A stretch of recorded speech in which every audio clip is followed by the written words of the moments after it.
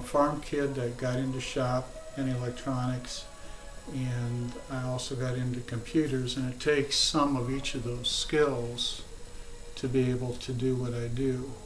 For example, building the transmitter, editing video files, editing music files, chopping them down, changing them, the sequencing, you got to know computers.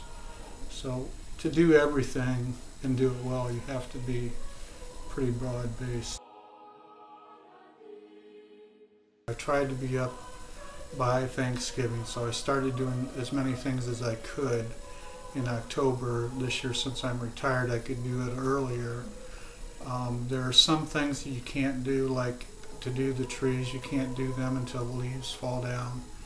And they're some of the hardest things I do, because I get on a ladder, I have an extension pole, so I climb to the top of the ladder and then put the lights up, basically a strand at a time, then have to move over 3 or 4 feet and do the same thing. So you're constantly, and I start at the top of the tree and then I go back and forth and up and down with different lights, like white, green, red, and blue.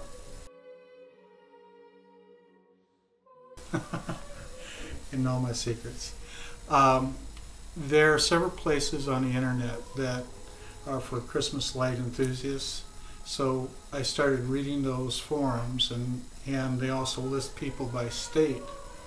So I found a guy down in the Quad Cities, would have been the spring of 2006, went down and talked to him, and he had a video of his display, asked him a bunch of questions, and everybody in this hobby is really great about sharing ideas and how they do things. And I asked him, what is the one thing that, you know, takes your display from here to putting it over the top? And he said, people are just blown away by the radio. So I purchased the radio as a kid. It's a little like milliwatt transmitter, and what I do is I come out of my computer, go to an old stereo amplifier.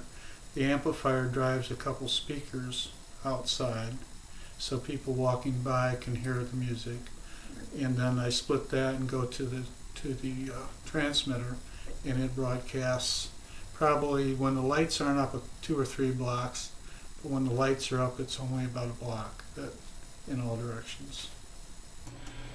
What I did is I made an outline of my house, and then these represent in miniature what's going on out in my yard. Okay, so when I sequence, I can play here.